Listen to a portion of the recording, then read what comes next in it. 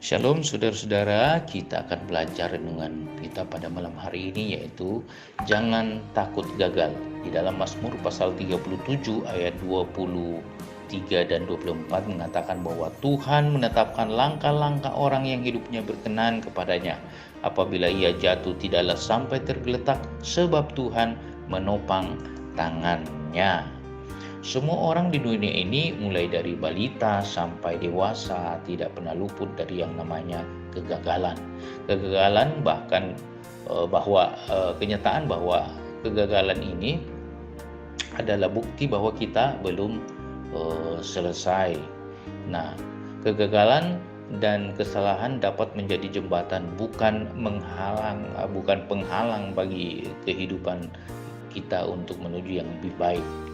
Kita tahu ada beberapa orang-orang terkenal yang pernah gagal. Sebut saja Kolonel Sanders ditolak 1009 kali, tetapi dia maju terus dan dia dapat berhasil. Kemudian ada Abraham Lincoln, itu seorang presiden Amerika Serikat yang ke-16, memulai karirnya tahun 1816. Selama 44 tahun dia gagal, dan pada tahun 1860 dia berhasil terpilih menjadi presiden orang nomor 1 di Amerika Serikat. Jadi kegagalan bukanlah akhir dari segalanya, justru dapat menjadi titik balik menuju kehidupan yang lebih baik. Kita harus mengambil langkah pertama, yaitu sadar bahwa setiap orang pernah gagal. Abraham, Musa, Yakub, Daud, semuanya pernah gagal. Jadi, pemahaman bahwa tiap orang pernah gagal akan mencegah kita untuk berputus asa, frustasi, dan melakukan tindakan-tindakan yang fatal. Kemudian, yang kedua adalah akuilah kegagalan Anda dan bersedialah untuk bangkit kembali. Billy Lim, seorang penulis di Malaysia, menulis buku dengan judul Dare to Fail, berani untuk gagal.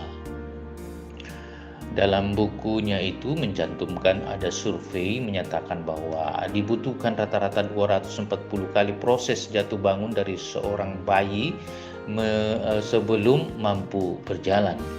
Ketika bayi itu jatuh, apakah dia akan menyalahkan orang tuanya karena kurang membimbingnya? Tentu tidak. Bayi belum bisa berpikir sejauh itu.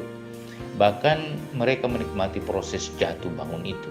Tanpa berpikir lama, balita bangkit dan berusaha mencoba sekali lagi dan sekali lagi. Sampai kapan? Sampai mereka bisa berjalan.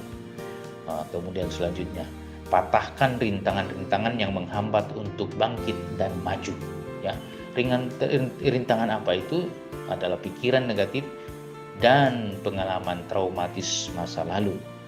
Kita harus mengendalikan pikiran-pikiran kita. Kita perlu mengalahkan pikiran-pikiran negatif dan mengizinkan pikiran-pikiran positif mengendalikan kita. Sesuai dengan Filipi pasal 4 ayat yang ke-8. Jadi akhirnya saudara-saudara, semua yang benar, semua yang mulia, semua yang adil, dan seterusnya, semua itu yang kita pikirkan. Ya, ingat, perkataan dan tindakan-tindakan kita mencerminkan keadaan hati dan pikiran kita. Sesuai Amsal Sulaiman pasal 18 ayat 21. Hidup dan mati dikuasai lidah, siapa suka menggemakannya akan memakan buahnya. Selanjutnya, bereskan pengalaman traumatis masa lalu dengan menerima pengalaman itu sebagai bagian dari hidup kita. Selain itu, kita juga harus belajar mengampuni orang-orang yang telah melukai dan menyakiti kita. Ingatlah, jika kita terlalu banyak menoleh ke belakang, kita akan segera kehilangan arah. Artinya, kita perlu mengambil pelajaran utama dari pengalaman dan kepahitan masa lalu dan membuang semuanya, termasuk kepahitan, kemarahan, dan kekecewaan.